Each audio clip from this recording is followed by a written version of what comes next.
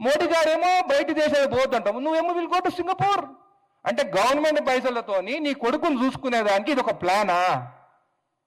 ఛీ, ఇంత చీప్ రాజకీయాలు మేము ఎక్కడ చూడలేదు. మేము మా బ్రతుకు మేమేమో తెలంగాణలో మేము బ్రతుకుతున్నాం. ఏదో ప్యాకేజ్ల కోసమో ఏదో ఎంత మాట్లాడుకున్నావు రేటు నువ్వు తీసుకో, ఎందుకంటే నువ్వు రాజకీయాలకు వచ్చిన తర్వాతనే బాగుపడ్డావు. రాజకీయాలు రాకముందు నీ మూవీలన్నీ ఫ్లాప్ అయితే రోడ్డు మీదకి వచ్చిందని ప్రతి ఒక్కరు మాట్లాడుతున్నారు. నెలకి 50 కోట్ల ప్యాకేజ్ తీసుకుంటున్నాయని కూడా బయట ప్రజలు మాట్లాడుతున్నారు. అది ఎంతవరకు నిజమో లేదు, రూమర్ ఉట్టిగానే రాదు.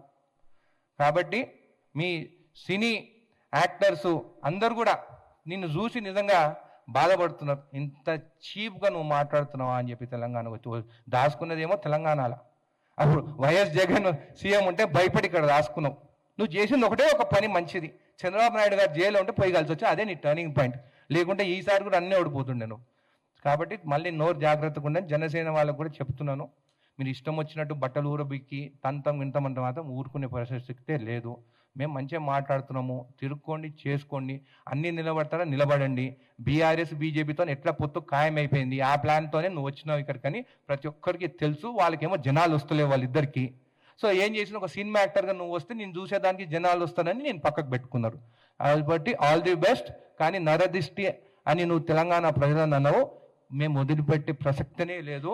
మా సెంటిమెంట్తో ఆడుకున్నాను, మా సెంటిమెంట్తో ఖచ్చితంగా నీకు బుద్ధి చెప్తాం. మేము స్టార్టింగ్ నుంచి కూడా నేను కూడా చెప్పినాను ముందు కూడా, మేము కూడా స్టార్టింగ్ పవన్ కళ్యాణ్తో ఇక విభేదాలు దేనికి వచ్చినాయి, నరదిష్టి అన్నాడని విభేదాలు వచ్చాయి. లేకుంటే ఆయన గురించి మేము మాట్లాడు.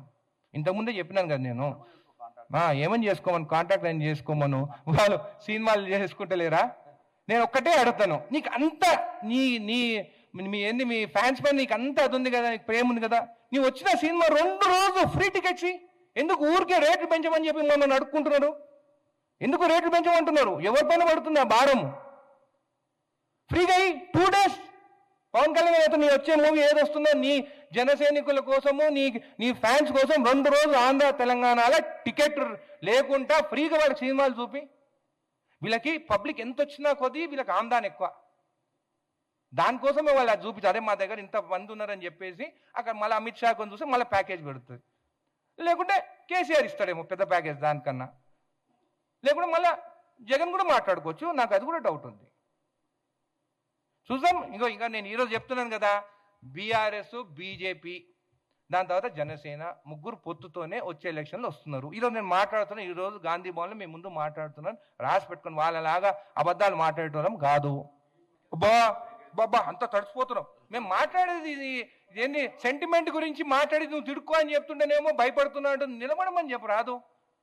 అదే నేను ఒకటే అడుగుతున్నా, పవన్ కళ్యాణ్ గారు నెక్స్ట్ ఎలక్షన్లో ఆయన చెప్పమని చెప్పు, ఆంధ్రాలో నిలబడతాడా తెలంగాణలో నిలబడతాడా?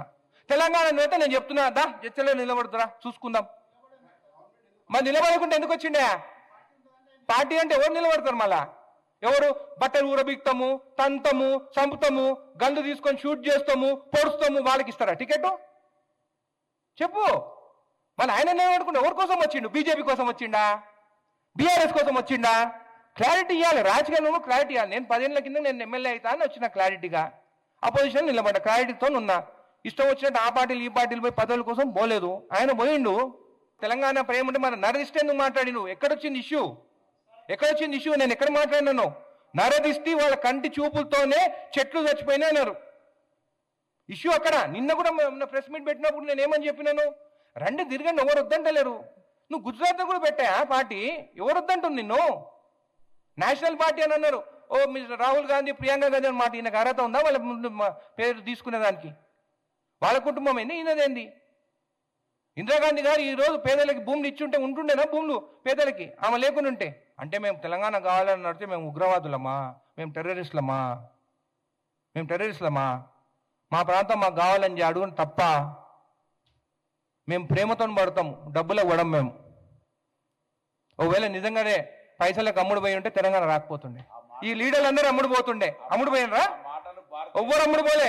ఆ రోజు తెలంగాణ కోసం అందరు నిలబడ్డారు. ఇప్పుడు ఆయన మాట్లాడినట్టుగా మాటలు అవన్నీ భారతీయ జనతా పార్టీకి మాట్లాడించిన మాటలుగానే భావిస్తారు. ఎందుకంటే ఇప్పుడు సిద్ధార్థం అడుగుతుంది కదా, మేము జాతీయ పార్టీ కాంగ్రెస్ పార్టీ కార్యకర్తలం. ఫస్ట్ మాకు జాతీయ భావము జాతీయ తత్వము మాకు ఓటు నేర్పేది కాదు. మేము స్వతంత్రం కోసం పోరాడిన పార్టీ వారసులం. ఈ దేశం కోసం ప్రాణాలు అర్పించినటువంటి పార్టీ కార్యకర్తలం. మేము ఆర్టిస్టులకు మేము చాలా గౌరవిస్తాం. ఆర్టిస్టులు అంటే కూడా చాలా ఆర్టిస్టులు ఎవరో మళ్ళీ దీన్ని respect utmost respect on artist. But ఇట్లా పూర్తిగా పొలిటికల్గా పేమెంట్ తీసుకొని ఆర్టిస్ట్ మాట్లాడడంలో వాల్యూ. తర్వాత మీరు అంటారు తెలంగాణ వేర్పాటువాదము అనేటువంటి మాట అంటున్నామంటే నీ యొక్క అక్కసు బయటపడతావు. నిజంగా మళ్ళీ చెప్తాను, ఇది తెలంగాణ 4 కోట్ల ప్రజల జాగిరే. 4 కోట్ల తెలంగాణ ప్రజల అయ్యే జాగిరే, నీ అయ్యే జాగిరి కాదు. నేను ఇంకొకటి అడుగుతాను, జనసేనల గురించి కూడా అడుగుతాను. నేను ఈయన ఆంధ్ర పార్టీ పెట్టి పాపం చాలా మంది తిన్నారు, మళ్ళీ ఎమ్మెల్సీ వీళ్ళు అన్నకి ఎందుకు ఇప్పించుకుండు అన్నకి? ఆయన వెనక తిరిగి పని చేసేటోళ్ళకి ఇప్పించుకోవచ్చు కదా. నాగబాబుకి ఎందుకు ఇప్పించుకుండు? శంకర్ గౌడ్కి ఇవ్వచ్చు కదా, ఎందుకు ఇవ్వలేదు? ఆలోచించండి. ఆయన ఓన్లీ ఫ్యామిలీ ఒక రౌండ్ చేసుకొని ఉన్నాడు, ఆయన మేనల్లుళ్ళు ఆయన అని చెప్పేసి. ఈరోజు మళ్ళీ పెట్రోల్ డీజిల్ పైన కూడా మాట్లాడవచ్చు కదా. ఈరోజు రేట్లు పెరుగుతున్నాయి అని చెప్పి కూడా అడగవచ్చు కదా. పేదవాళ్ళకి కదా పెరిగేది, పైసలు ఉన్న వాళ్ళకి ఏం పెరుగుతలేదు కదా. ఎంత 200 అయినా కొంటారు వాళ్ళు, మరి ఎందుకు రేట్లు పెంచుతుందని మాట్లాడవచ్చు కదా. ఆయనకి సొంతంగా మాట్లాడలేడు. త్రివిక్రమ్ ఏదో డైలాగ్ రాస్తే మాట్లాడతాడు. ఆ మధ్యలో ఇంగ్లీష్ పదాలు కూడా అమిత్ షా వినేటియే మాట్లాడతాడు, వేరే వినోదాన్ని మీద మాట్లాడాడు. సో కాబట్టి ఈయనకన్నా ఎక్కువ నాలెడ్జ్ ఉండే త్రివిక్రమ్కి. మీరు ఆయన అడగండి ఇప్పటి నుంచి, పవన్ గారు ఆయన అడగకండి. నాకు జనవారి గురించి బాగా తెలుసు, రూల్స్ గురించి తెలుసు. భూమిలో పట్టా శిఖం అనేది ఒక ఓనర్ ఉండొచ్చు, పట్టా అది. కానీ శిఖం అని ఎందుకంటారు, అది చెరువు, ఆ నీళ్లు ఉంటే నువ్వు దాన్ని డిస్టర్బ్ చేయొద్దు. సంవత్సరానికి ఎప్పుడైతే నీళ్లు ఉండేవో, అంటే ఎండాకాలం డిసెంబర్ నుంచి ఉంటే నువ్వు ఒక పంట వేసుకోవచ్చు అంతే, దాన్ని డిస్టర్బ్ చేయొద్దు. ఆయన అనిన దాంట్లో అది పట్టాశిఖం అనేది, పట్టా భూమి అనేది కరెక్ట్. కానీ ఆయన అనిన దాంట్లో ఒక తప్పు ఏంటంటే ఎవరు అక్కడికి రావద్దు, ట్రెస్ పాసింగ్ అని జర్నలిస్ట్ అన్నది, తెలంగాణ జర్నలిస్ట్ అన్నది మాత్రం తప్పు. మీరు ఎక్కడికైనా పోయి అది ఫ్యాక్ట్స్ కరెక్టా కాదా అని ఫొటోస్ తీసుకునే స్వేచ్ఛ జర్నలిస్టులకు ఉన్నది. ఈరోజు అక్కడ పోయిన ఎవరు జర్నలిస్టులే కదా, ఫోటోలు తీసింది వాళ్ళే కదా. ఆయన నేను కేసులు బుక్ చేస్తా అని. ఎందుకు భయము? గోశాల అన్నావు, చెరువు ఉందన్నావు, కన్నా పట్టా అన్నావు, భయం ఏముంది? ఫోటోలు తీసుకుంటే గోశాలనే కదా, ఆవుల దగ్గర పోయి ఫోటోలు తీసుకోవద్దా? పెట్టు కేసును. మొన్న కూడా చూస్తాం కదా, నువ్వు ఆంధ్రాలో మా వాళ్ళ పైన కేసులు పెడతాను, నేను ఐ టోల్డ్ ఇదేం కేసులు పెట్టొద్దన్నా, అరెస్ట్ చేయొద్దన్నాను. ఎప్పటి నుంచి? ఒక ఎమ్మెల్యేగానే ఉన్నారు, మినిస్టర్ గారు ఇక్కడ ఉన్నారు. మినిస్టర్ గారు మీరు పోలీసు వాళ్ళు చెప్పి అరెస్ట్ చేయొద్దంటే ఆపుతారా? సెక్షన్స్ ప్రకారం పోతారు. అది ఏం సెక్షన్, ఏ కేసు అనేది అది పోలీసు వాళ్ళు, లా అండ్ ఆర్డర్ వాళ్ళు చూసుకుంటారు. అంటే ఇక్కడ కూడా అటెండ్ చేయాలనుకుంటున్నా ఏంది? ఇష్టం ఉన్న గో అరెస్ట్ అని. ఆయనకి వాళ్ళు అన్ని గోల్డ్ ప్లేట్లు అన్ని ఇచ్చినాడు. కష్టపడి వచ్చిన వాళ్ళకి అన్నీ తెలుసు.